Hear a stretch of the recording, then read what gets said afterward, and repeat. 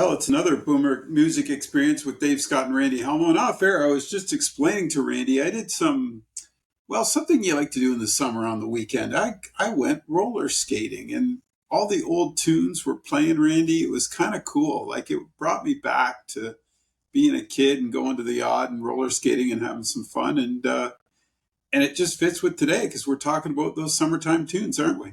Right on. Fantastic.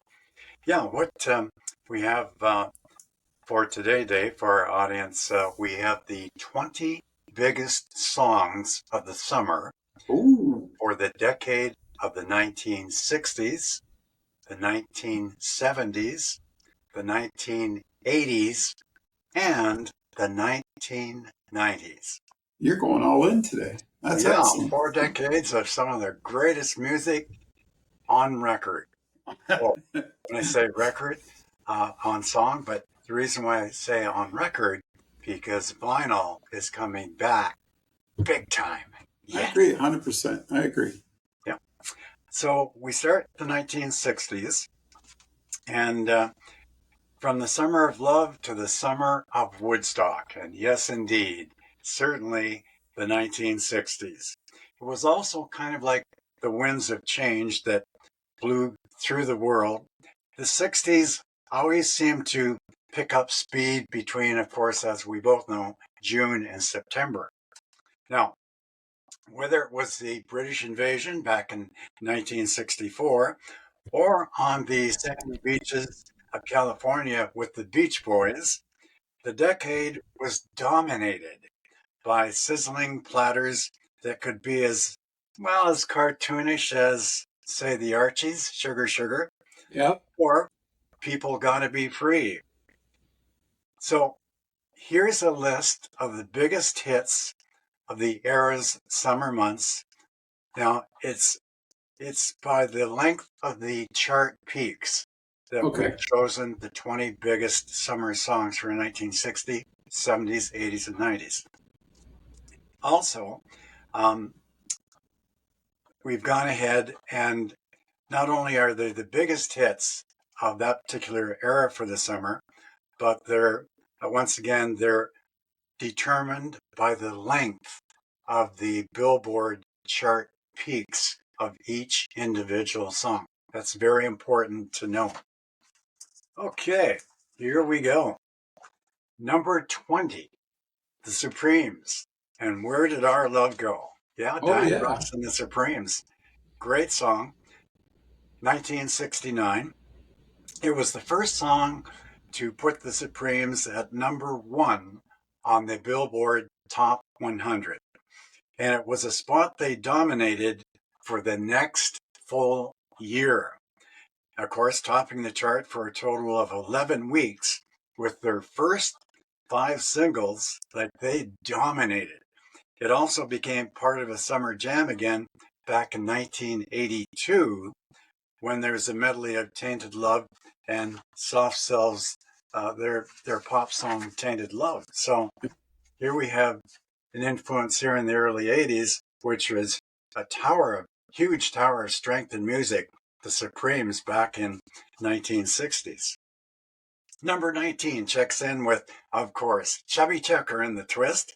Yeah. And the Twist became the biggest dance craze of the dance-crazed early 60s.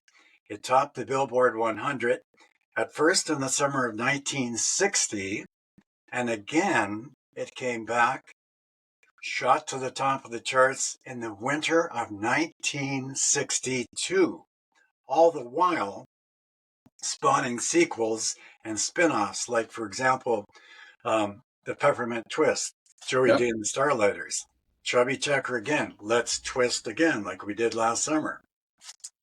Well, Twist aficionados may prefer Hank Ballard's original because Hank did the original version of the Twist. It was Chubby Checker's version that remains a pop culture monument. And all due respect to Harold Ballard there, but Chubby Checker by far had the greatest version of the Twist. And what a great dance number that is. And I still get lots of requests I was going to ask you Yay. that. Oh, you got Chubby Checker in the Twist? I sure do. Good on. Next song for you. Yep.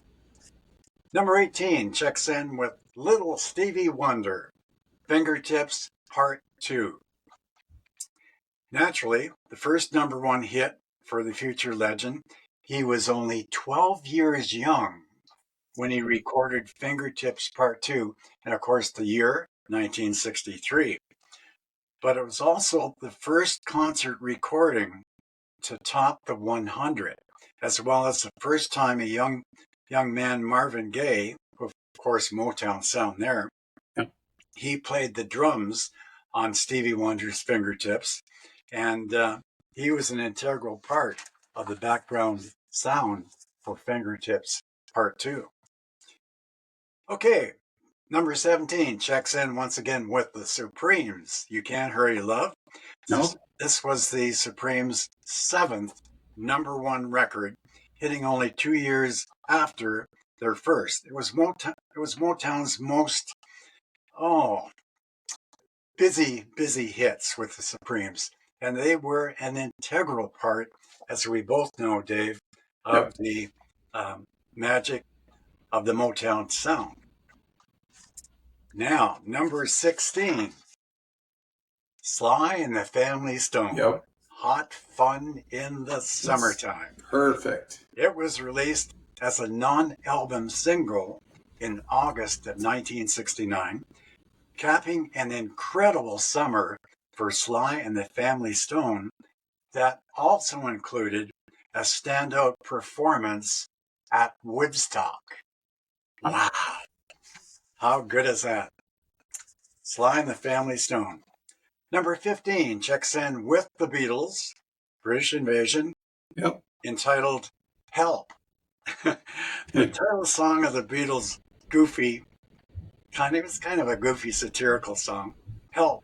It is one of the last driving anthems of the Beatles' initial burst of hits before more inward-looking, kind of less rock-oriented, like example, well, there's Paul McCartney's Yesterday, for example.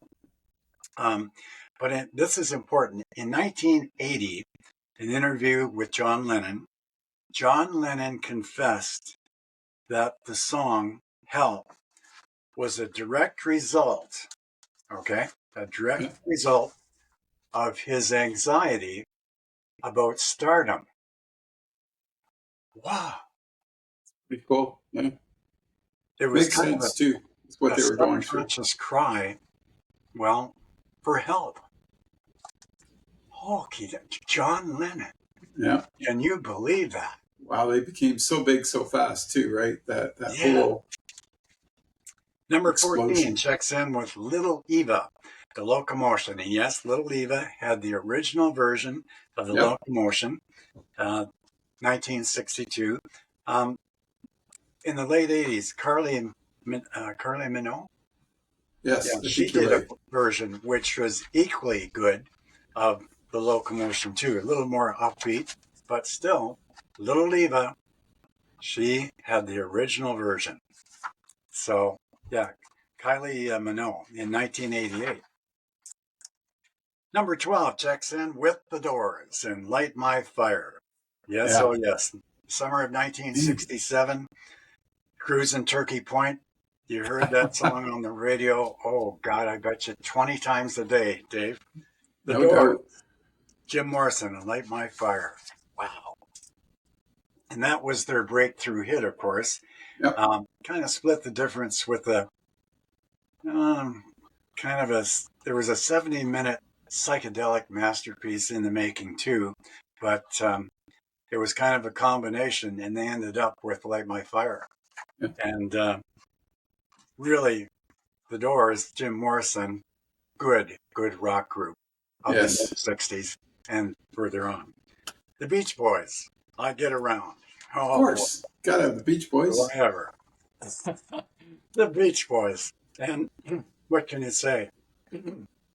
The Beach Boys were an integral part of the summer sound, the surfing along with Jan and Dean, and but the Beach Boys, they had it all. This song I have found over the number of car years that I've been doing car shows, and I'm still doing quite a few of them, this song really personifies the meaning of car shows, I think. I Get Around, Yeah. Beach Boys, and I get requests every car show I go to. Play Have some you got Beach the Boys. Beach Boys? I Get Yeah. Around, sure do. That came out in May of 1964 and went Wow. quadruple platinum 3 weeks after it was released. That's How, incredible. how good is that? Beach Boys rocking it. Number 10. Oh, this is a good one. David Rose and his orchestra, The Stripper. Oh, wow. Yeah. Now, this was originally a 1958 song that was re-released as a B-side song on the 45 in 1962. Okay. Didn't know that. So originally David Rose and the Stripper, 1958, but it came back and it went right to the top of the Billboard in 1962. That's Wow, pretty cool. Yeah. that's interesting. Number 9, the Rolling Stones, Honky Tonk Woman. Yeah. Got to have some And Stones in this there. came in 4 summers after Satisfaction. Of course, Satisfaction was June of 1965. And they did very well with Honky Tonk Woman. The Rolling Stones, number 8. Well, you guessed it, Dave. This is their signature song, I Can't Get No Satisfaction. And it was perhaps the most important in rock history because Keith Richards, he kept nodding off in the song and snoring. Can you imagine that? Like Only Keith. this Only song Keith. beat, and he's kind of yawning and snoring, and He's such a character. he certainly was. Number 7 checks in with The Letter, the box tops. Oh yeah, Yeah. good one. Yeah. October 1967. Good solid rock song from the box tops. Then from there we go to the Four Tops. And Oh, I can't help myself. Sugar Pie Honey Bunch. sugar. Once again, um, Great song. Motown, Yeah. solid Motown. And that was a force to be reckoned with in music because it really caught the imagination of the generations. And in the dances, they played a lot. They played a lot of the music that we both know now. Mid 60s? Yeah, you got it. Yep. Also, one thing I wanted to mention with the Supremes, like a lot of the Motown songs that we heard in the mid to late 60s, their writers, Holland, Dozier, and Holland, were a supreme writing act. And all of the Motown sound groups can attribute their success in part to Holland, Dozier, Holland, the writing producers of these songs. That's cool. Utterly amazing. Number 5 checks in at the bubblegum song. It's all bubblegum. The art, I shouldn't say that. It's a good song. I still get requests even at weddings for this song. Archie's Sugar, Sugar. Yeah. Good tune. Yeah. Did I say that was a bubblegum song? Yeah, that's what you said. Hey. I heard you. I heard you, Mr. Halmo. Number 4 checks in with the Rascals. People got to be free. Ah, cool And scene. Yeah. no song summed up the tenseness of the summer of 1968 following the assassinations of Martin Luther King and Robert F. Kennedy. People got to be free. It was a catchy, but it was also a very optimistic tune that also felt like a desperate plea for peace and liberation. Wouldn't you agree on that, Dick? Wait, that's a really good. That's really noteworthy to say that with that piece. Totally agree. Yep. Four Seasons. Yes. Oh Frankie yes, Valli and the Four Seasons. gotta have them. Sherry. Now, Bob Gaudio, he was the songwriter for all of the Four Seasons songs. And the Four Seasons did very, very well. And of course, well, lead singer Frankie Valli, his incredible voice made well, all of their songs magic through the 60s. But it was Sherry that took the Jersey Boys to number one for the first time on the Billboard Top 100. I didn't And know that. nearly a decade after that, Frankie Valli's first solo single, Grease. And I got a picture of Yeah. the Travolta and Olivia Olivia Newton-John Newton-John. and Yeah. Grease there, just in the back of me. So, yeah. Number 2, we take a look. It's Elvis Presley with the Jordanaires. It's Now or Never. Oh, that's Now, great. when Elvis returned from service from the Army, he brought back with him a song he'd heard while stationed in Germany, Tony Martin's There's No Tomorrow. So he kind of studied this song, and he put together, without plagiarizing, he put together some words and a few notes, and he got his songwriters to kind of rewrite There's No Tomorrow. But that's Tony Martin. No plagiarism at all here. It's Now or Never was one of Elvis's biggest hits. And you can just hear the song ringing in the ears. Yep. Number 1,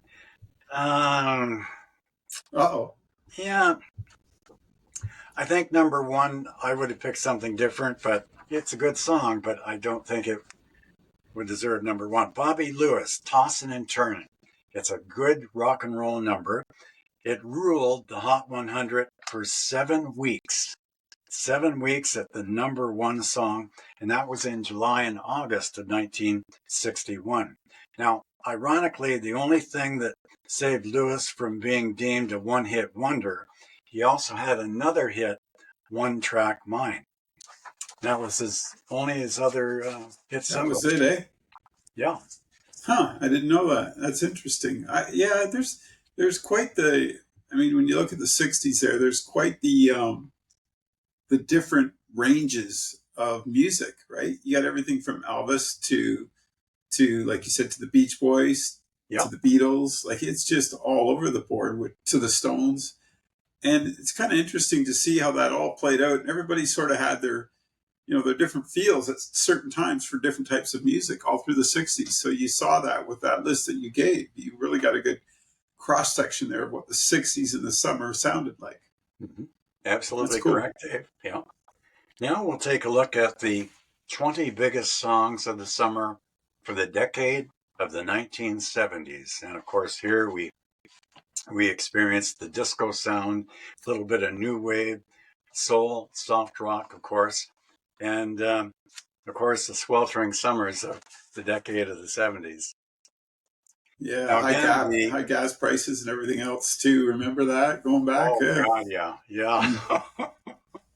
Unbelievable. The possibilities of the LP format, vinyl 33 and a third, were explored in the 1960s, and they became more prominent in the decade of the 70s with rock, with R&B, countless emerging new styles reaching new extremes, different types of music. Nevertheless, the art of the hook still ruled the single charts with AM Gold balladeers and insurgent disco divas. Disco divas, Donna Summer, yes, they were churning up, heating up the Billboard Top 100. Disco, Got it. here we are, folks. And really, the disco were the biggest pop hits from the summer of the decade of, for the most part, most of the 70s. So, and the disco, if you listen to some of the current songs on the top 40 radio, there's 3 or 4 of them that do have that disco beat. And yeah, I got asked at the last dance I did, do you think disco is coming back? And then somebody in the background said, well, disco sucks. I said, well, no, disco is coming back. If you listen to today's current top 40 radio, Yeah. there are songs there that are definitely, they do have the disco beat. Number Interesting. 19 checks in with Tired of Being Alone, Al Green. This Okay. was a slow-burning breakthrough, but was one of the biggest chart hits of 1971, despite never cracking the top 10 on Billboard Top 100. Interesting. It's hard to believe. Wow. Hmm. Hmm. But Tired of Being Alone remains the sweetly yearning soul of the future Reverend Al Green's secular hits. So he became a minister. God, I didn't know that. Good for Al Green. Number 18 checks in, as we mentioned, this little cut here in Greece. Frankie Valli and Greece. Now, when Grease became the box office sensation of the summer of 1978, it made unlikely hit makers out of Sha Na Na and Johnny Travolta. Johnny Revolting, no, Johnny Travolta. The, the song's first chart topper, however, was part of Frankie Valli's post Four Seasons solo surges. So this is where Frankie Valli takes a huge step forward as a solo artist, and he Nails it. did very, very well. Very well. So, breaking the film's 50s theme, Frankie Valli started on numerous disco tracks, and they were provided by none other than Barry Gibb of the Bee Gees. How good is that? And we know how well the Bee Gees did. Yeah, that was their decade. Three Dog Night.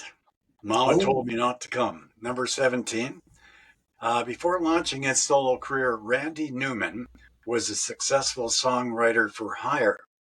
And with Mama Told Me Not to Come, initially recorded by Eric Burdon in 1966, in 1970, it became Three Dog Night's biggest hit and the only Newman composition to date to top the Hot 100. How didn't is know that? that. That's interesting.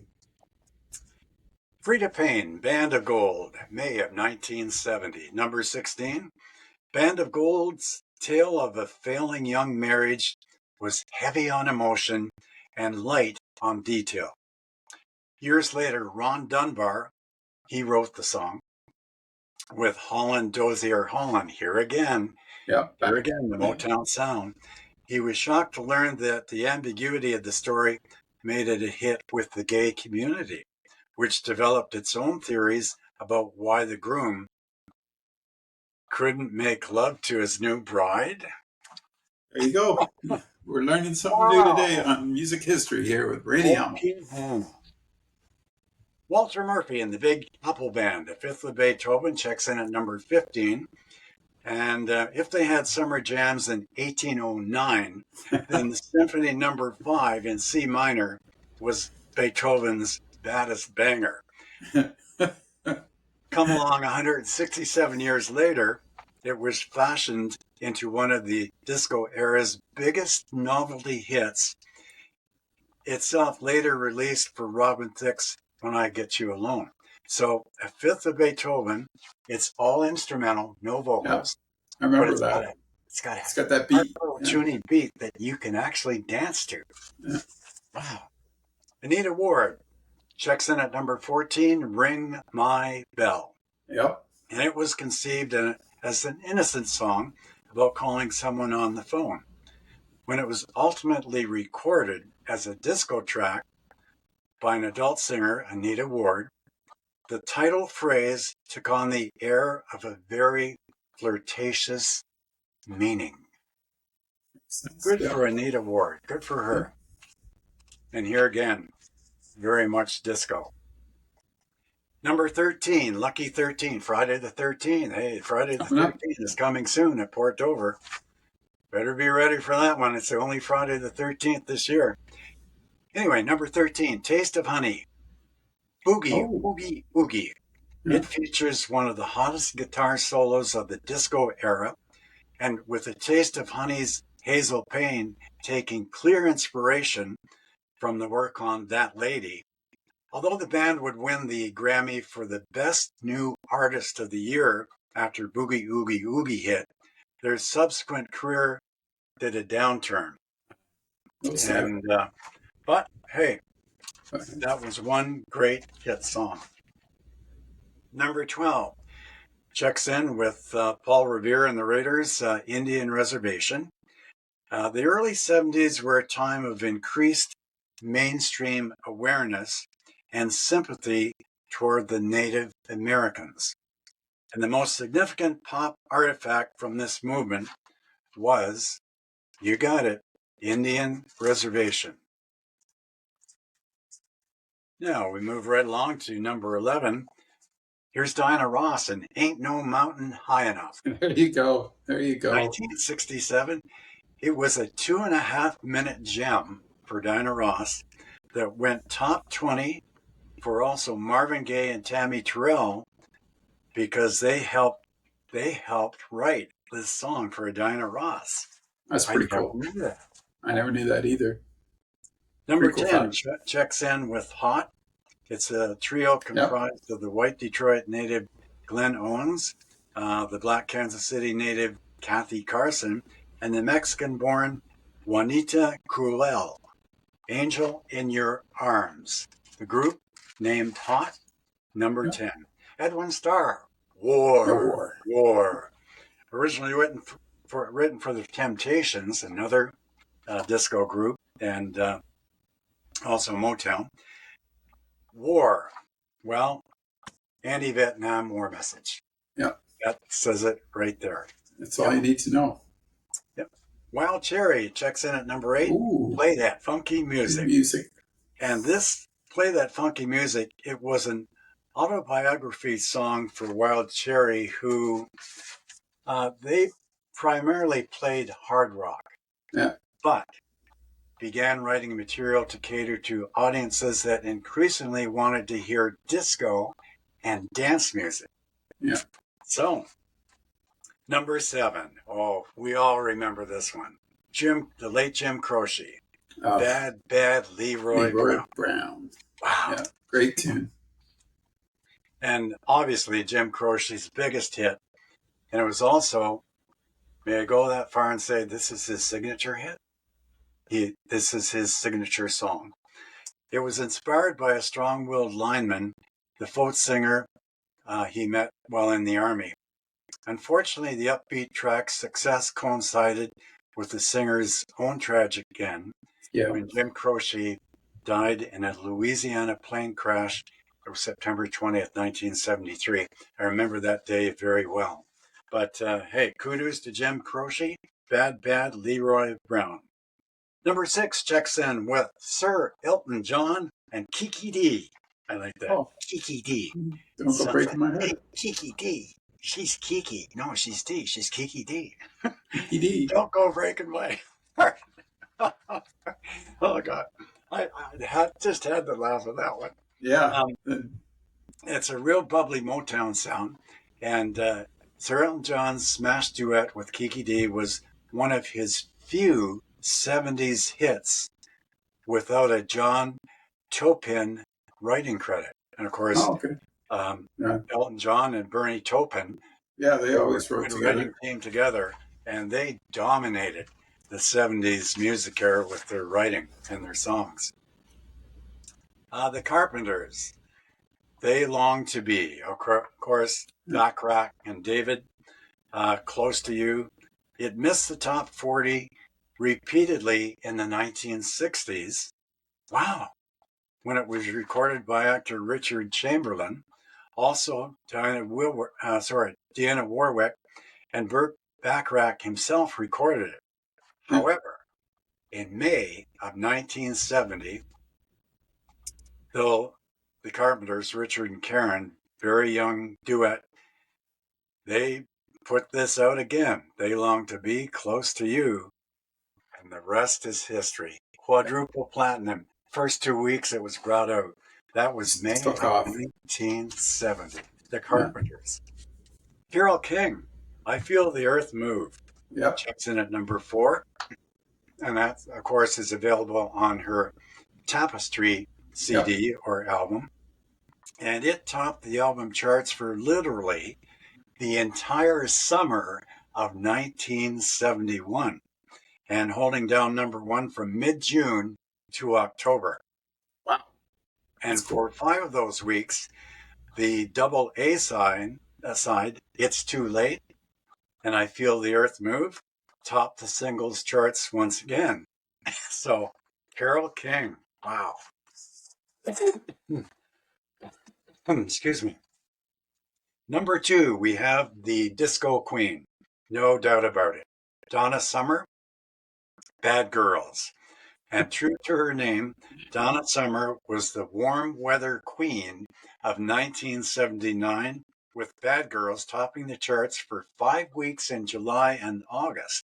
Of course, she owned the rest of the year as well, with Hot Stuff Yeah. hitting number 1 in the spring. And she did a duet with Barbra Streisand, No More Tears, Enough is Enough. And that, of course, topped the top 100 too in the fall. So Donna Summer, no question about it, she was the disco queen. She And was. number 1 for the decade of the summer songs, The Emotions, Best of My Love. Oh, wow. The Emotions, they formed in the late 60s. The Emotions released 3 albums produced by Isaac Hayes and Yeah. David Porter, but it didn't peak until moving into with Columbia Records. Of course, Columbia Records, Huge. top record company going, where Maurice White of Earth, Wind and Fire, he co-wrote and co-produced the chart topper Best of My Love. How good is that? Didn't From know Earth, that. Wind and Fire. Wow. There's the 70s too. Eh? It just shows the diversity again in what people were listening to all through that decade during the summer. And this, folks, just to remind folks, these are the hits of the summers that we're Mm-hmm. talking about, not the That's year, right. but that we're just looking at what was sort of relevant in that era at that time in the summer, which is kind of an interesting look at things because it kind of changes the tone. Right when summer comes, you want to be outdoors listening to music, and I think the radio stations in that era, had a pretty good handle on what people wanted to hear as far as the summer music goes on That's AM right, and Dave. FM. And now we take a look at the 20 biggest songs of the summer for the decade of the 80s. Okay. And of course, we had summer movie soundtracks. We had Oh yeah, MTV coming in, uh, reigning over the summers. And of course, it was the decade of President Ronald Reagan. yeah. Okay, here we go. So the 80s, number 20. Well, first of all, before I get to number 20, a little more information and background about the 80s. It was an age of big hair, Yeah. bigger snare drums, and massive hits. Music videos gave rise to a flashy new class of pop stars and left behind the baby boomers that weren't fit enough to strut it on MTV. Wow.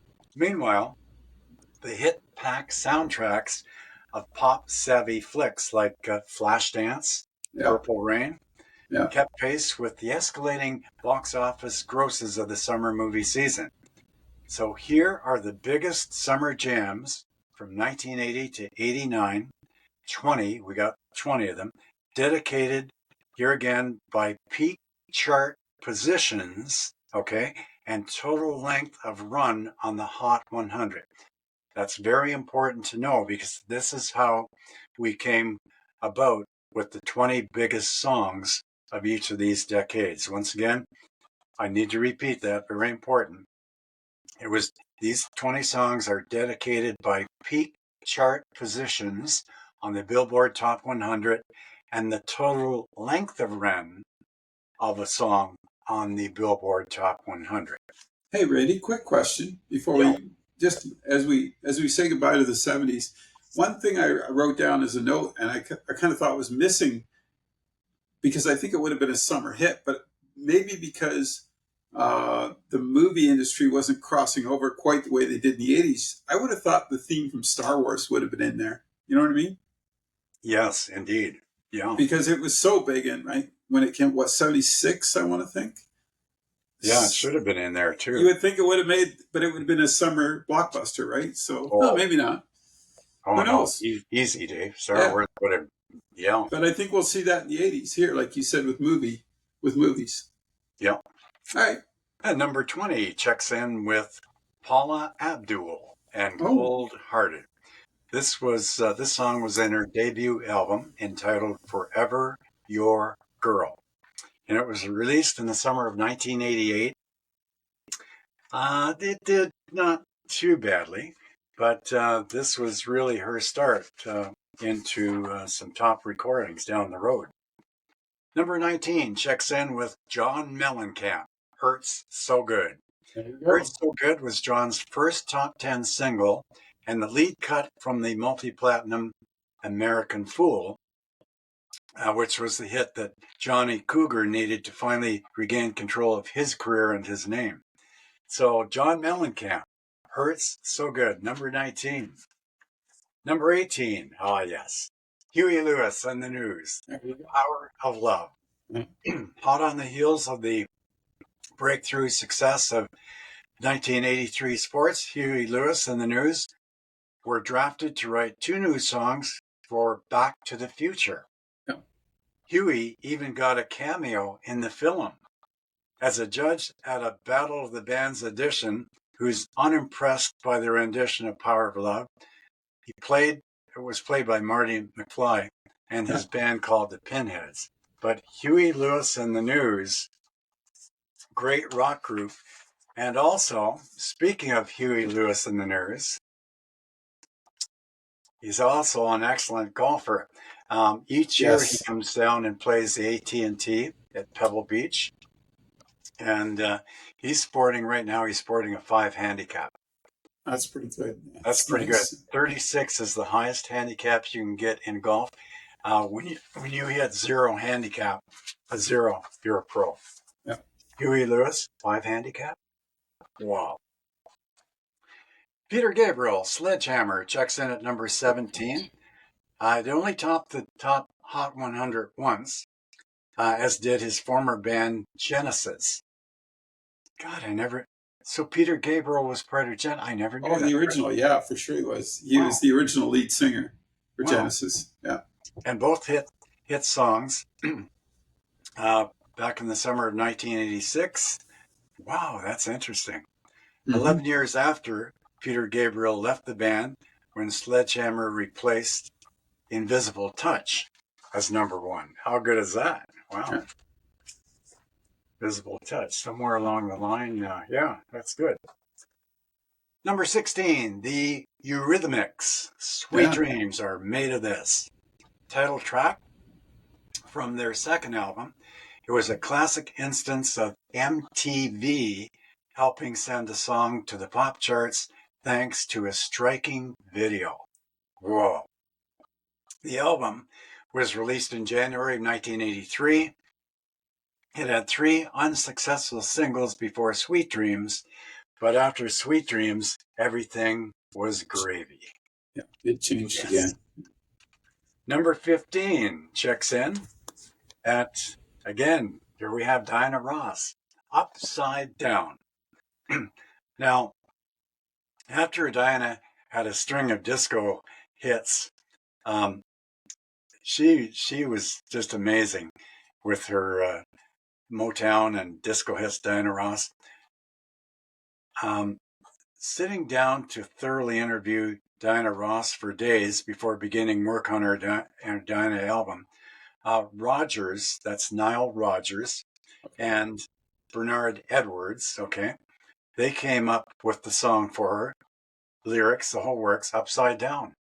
Diane accepted, and the rest is history. Yeah.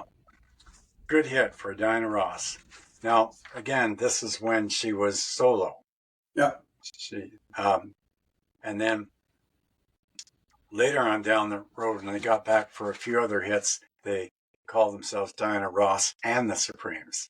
Yeah. So that way, everyone was included. Yeah. Excuse me. Number 14, Billy Joel. There you go. It's Still Rock and Roll to Me. Yeah. Billy Joel. Yep. Glass Houses album. Yeah. Great song.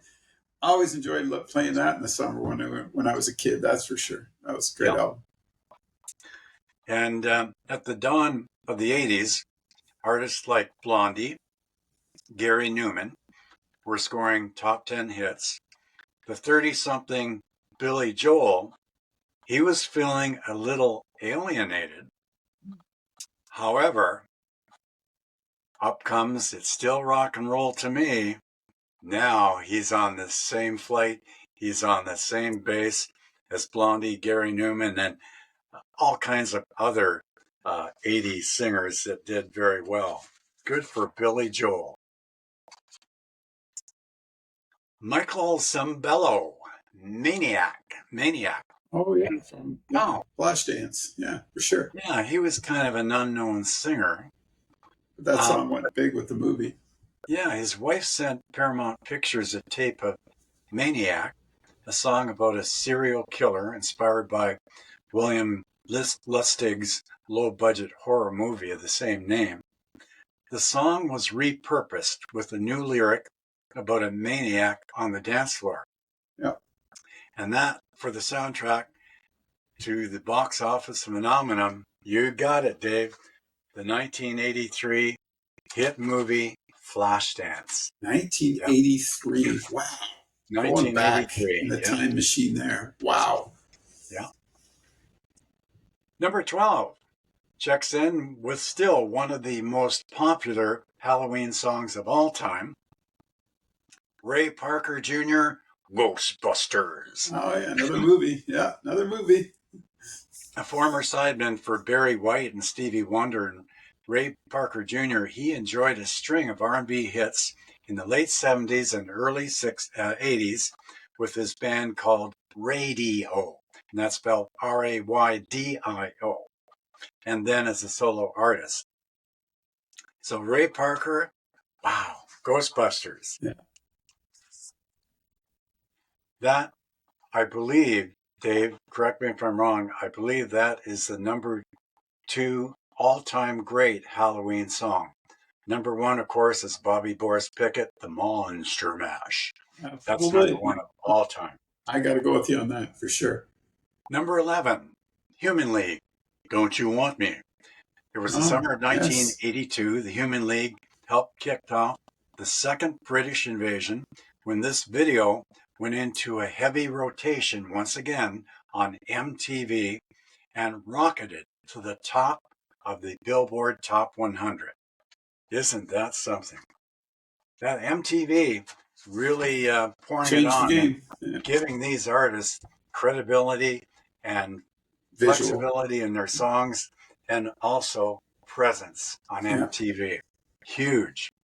Number 10 checks in with Sir Paul McCartney coming up. This was Paul McCartney's biggest hit of the 80s that didn't get an assist from Stevie Wonder or Michael Jackson. Coming up, it was a kind of a quirky nod to disco, with Paul's voice giving kind of like a helium effect with a kind of a sped up tape version. Yeah. But it was also one of the unlikely songs that motivated John Lennon to start working on music. This is interesting. John Lennon to start working on music again in 1980. Didn't know that. Good for Sir Paul McCartney. Yeah. Number 9, Rick Springfield, Jesse's Girl. Yes! Jesse's Girl. Was the number 1 song in both US and Canada the week that MTV debuted, and that was August of 1981. Wow. Didn't know that either. Good song. Yeah. Jesse's Girl. Number 8. Oh, yes. Whitney Houston. I Want to Dance with Somebody Who Loves Me. Great song. I still get lots of requests for this song, Dave. Whitney Houston. She's a good songstress. Was a good songstress. Yeah, and she kind of ruled the 80s there for a while. She was everywhere. She, you'd hear her music and, lost her way too early. Just a phenomenal artist.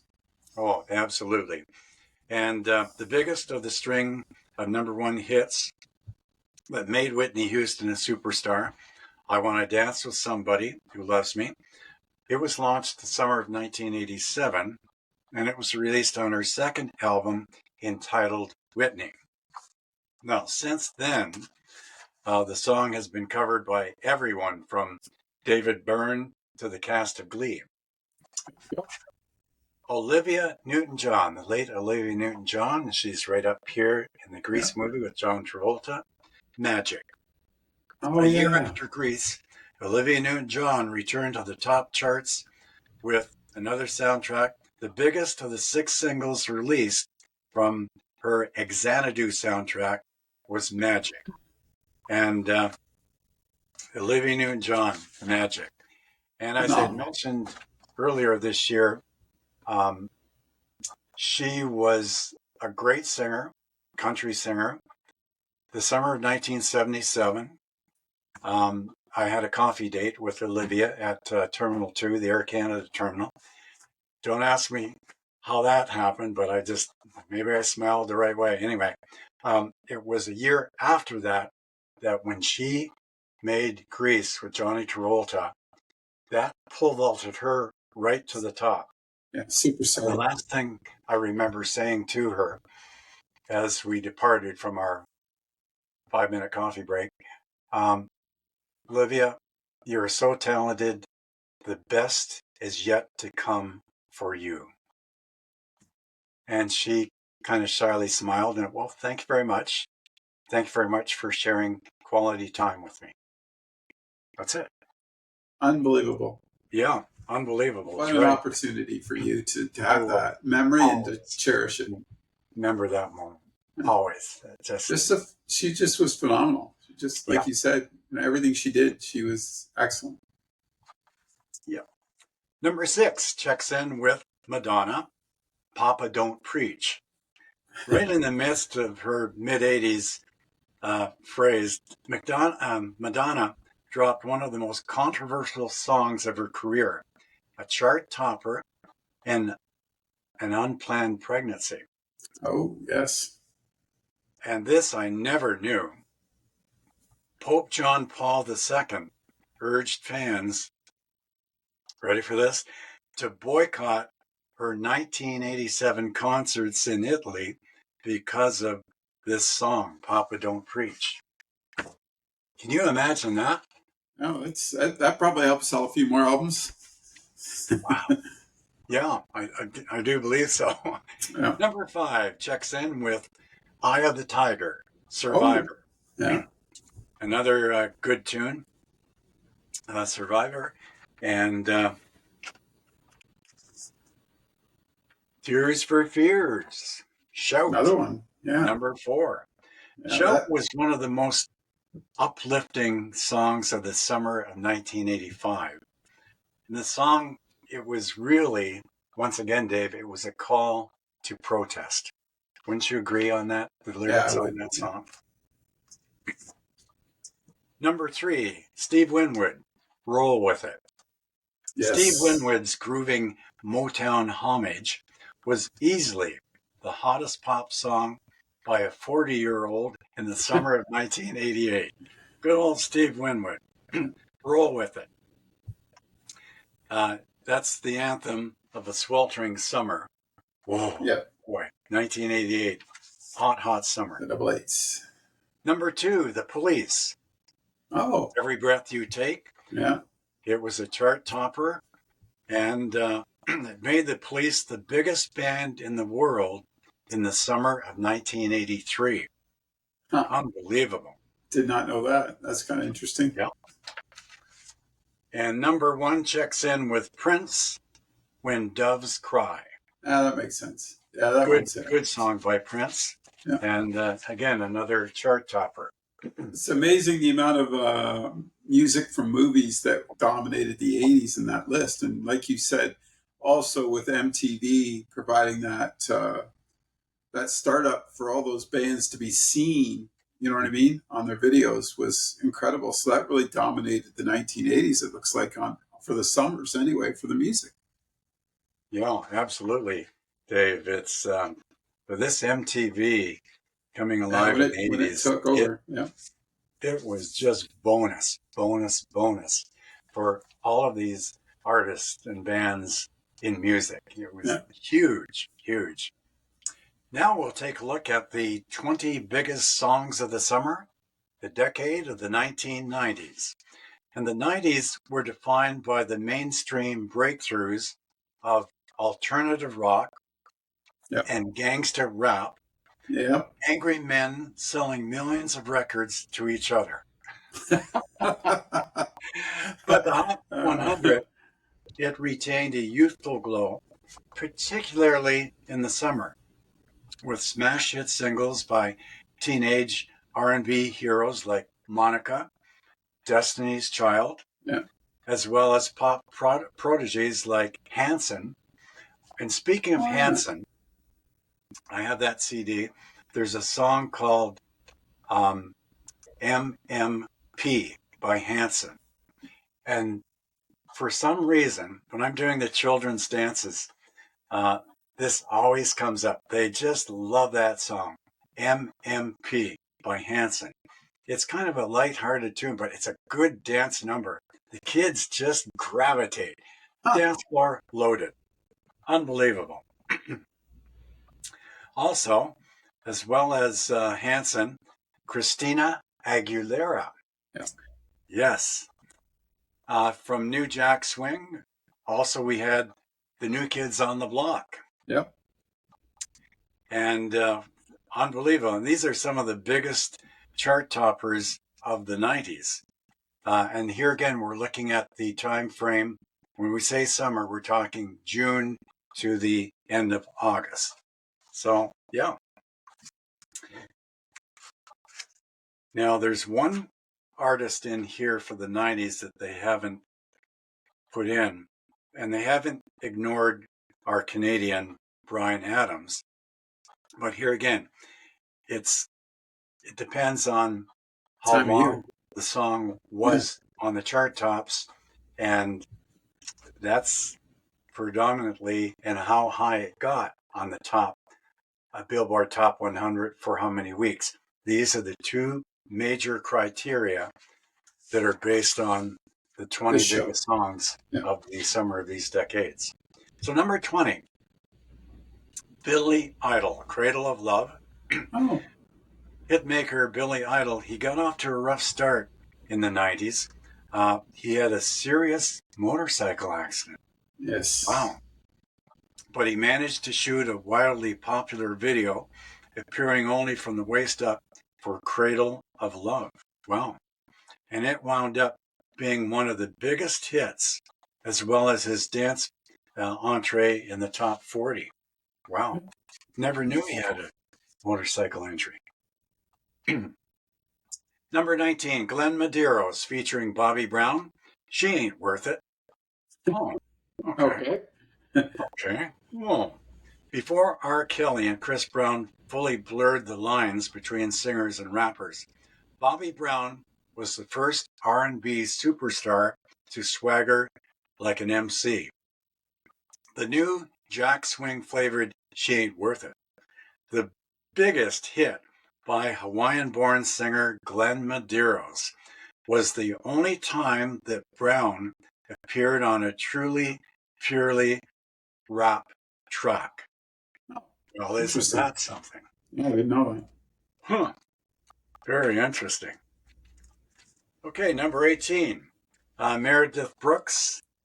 And the title of this song, I don't believe it, but it's right in front of me. Meredith Brooks, entitled Bitch. So much for that song. I've never heard it, and I don't think I want to hear it. God. Could she not have been a little more? Anyway. Well, maybe she didn't rate it. Yeah. Number 17, TLC, Baby, Baby, Baby. There you go. All right. Good, solid song. It was TLC. It was kind of smooth, slow jam. And it really caught the attention, again, of MTV Video. Once again, coming through. Ace of Base, Don't Turn Around, number Yeah. 16. Remember that? Yeah. It was the hit that got away. It was first written for Tina Turner in Oh, wow. 1986. The song was covered with moderate success, but everyone from Luther Ingram to Neil Diamond, Oh, yeah, wow. um, recorded this song. Wow, that's interesting. Yeah. Number 15, The Notorious Big. Yeah. One More B.I.G. Chance / Stay With Me. This is by far the biggest hit from Notorious B.I.G. And typical fashion in the 90s, it was strictly rap remixes. And it did very, very well.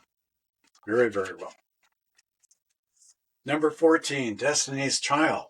There you go. I love this title. Bills, Bills, Bills. Boy, isn't that so true. It was rescued by the four girls in Destiny's Child from the one-hit wonder status that had been presumed for them after 1997's No, No, No. Bills, Bills, Bills. Of course, the original quartet would only release one more single and the video before they broke up. Number 13, Too Close by Next. Here again, R&B trio. This was the group's biggest pop hit, and it was smoking on the dance floor. Oh, okay. Number 12, EMF, Unbelievable. In 1990, Andrew Dice Clay, he released his most successful comedy album entitled Day the Laughter Died, which peaked at number 39 on the Billboard Top 200. Wow. Didn't know that either. Yeah. New Kids on the Block, Step by There Step, you go. checks in at number 11. New Kids on the Block made a huge entry into the music market. And it topped the charts indeed. Oh, here it is. Yeah. I was close, Dave. Okay. Hanson, number 10. I said MMP. Yeah. I should have said MM Bop. MM Bop Oh, is the name of the song. Kids just love this song. It first appeared, MM Bop by Hanson, first appeared on one of Hanson Brothers' independent albums in 1996. A year later, okay, this makes sense. Mercury Records put the boys in the studio with the Dust Brothers, and they wound up with their first upbeat, funky tempo track that took over the world. Oh, and also the children, too. Hanson. Monica, Don't Take It Personal. Just one of them days. Monica, number 9. Monica, she was introduced to the airwaves as kind of a sassy, short-haired 14-year-old in 1995. Wow. But the attitude that she displayed in singing Don't Take It Personal was helpful in no small part by hard-hitting LL Cool J and Public Enemy samples, which were mixed into this track to make it such a success. How good is that? And LL Cool J, he stars on television. I think he's in NCIS or one of those movies there. Toni Braxton checks in at number 8. You're Making Me High. Forgot about her. Yeah, Toni Braxton. Toni Braxton. She topped the top 100 the year 1996 with a double A side and the lead single from her second album entitled Secrets with her song Waiting to Exhale. Wow. But it was You're Making Me High was her main promo clip, and it soared to the charts. That was her main hit. Was it? Toni Braxton. Good singer, too. Number 6, J-Lo. Jennifer Lopez. There you go. Steaming hot. Stunningly looking and steamy hot. Hotter than hot. Her film career exploded in 1997 when she played the Latin pop superstar in Selena. Yes. And 2 years later, she expanded her own media empire with her first smash hit, If You Had My Love. Yeah, that's a good song. Very good song. I get lots of requests for J-Lo. Lots of requests. Yeah. Yeah. She's an excellent star. Even in the last 4 or 5 years, she's had a number of hit songs that have gone right to the top of the Billboard Top 100. Okay, next up we have Tag Team. Oh, there it is. Tag Team. Wow. There you go. Yeah. Wow. Oh, there it is. Yeah. Yeah. In September, Tag Team, they peaked at number 2. Wow, that's hard to believe. September 1993. I thought that with that song they would have gone right to the top. Okay, number 3, Christina Aguilera, Genie in a Bottle. In the early 90s, the Disney Channel assembled an array of young talent for the new Mickey Mouse Club that served as a sleeper cell for the chart comeback of teen pop at the end of the decade.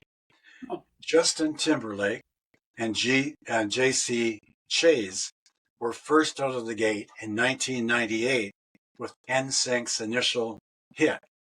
This was followed by Britney Spears. Yep. Wow, lots of talent here in Disney.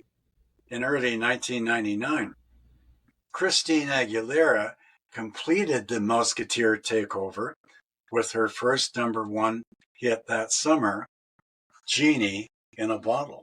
Did not know all that. It's Christina interesting. Aguilera. Number 4, Sir Mix-a-Lot, Baby Got Back. Oh, yes.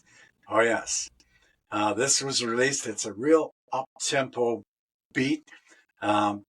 It's really just a super dance tune, and it's right up there with some of the other groups of that time. Example, B-52s. But Sir Mix-a-Lot, Baby Got Back.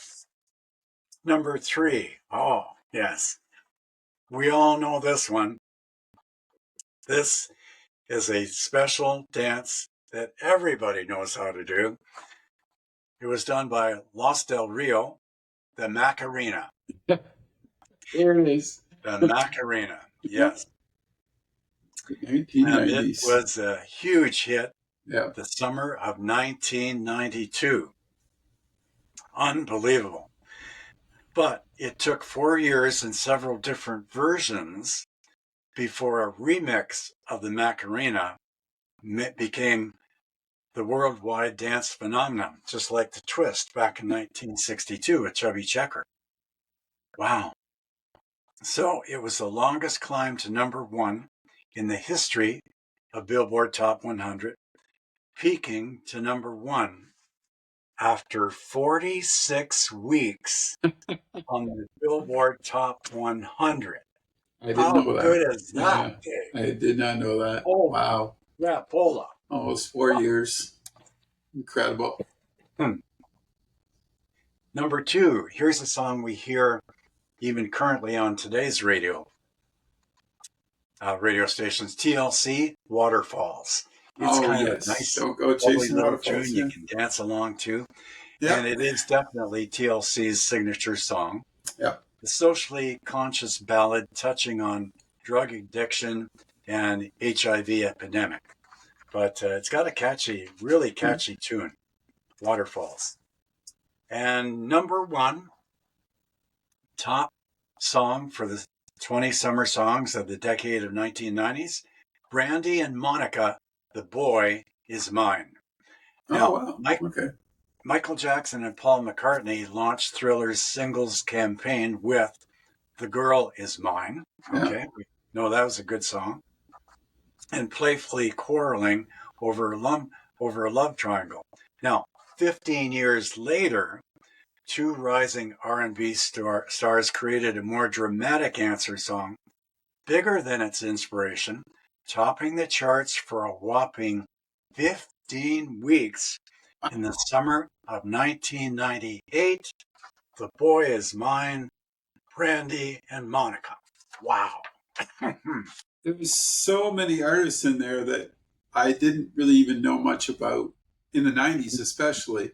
But it just showed how much it changed from the 1960s. The other point, Diana Ross was in the 60s, 70s, and 80s. So she had Yes. made it three times on that. And that was our summertime list from June to September, folks, according to the charts, to see, what songs sort of were holding their own at that time. And it Mm-hmm. was quite a bit of diversity. A lot of the 80s movies and a lot of the 90s, the rap and the R&B, like you could see how those generations were changing, couldn't you? For sure. Oh, All four of them. absolutely, Dave. Wow. Yeah. So correct. Yeah. That was a bookload of work for you, man. I got to tell you, to go through all that. I was I like, love it. I oh, love it. yeah. But those are the things that you forget about. So it's important that you get to, Mm-hmm. relive them or hear them, because there was a lot of music in there too that I went, oh, I got to go back and listen to that. I haven't heard that in a long time, right? You get that feel. You want to go back and hear that music. So it's Right cool. on. Yeah. Very I good. can't thank you enough for doing this today, Randy. What a list. Thank you for putting Really it enjoyed together. it, Dave. And we'll think of another interesting topic for our audiences for next month. Until then, thank you very much again. Stay safe and be safe and drive carefully on those roads. Mario Andretti's personified. Thanks, Dave.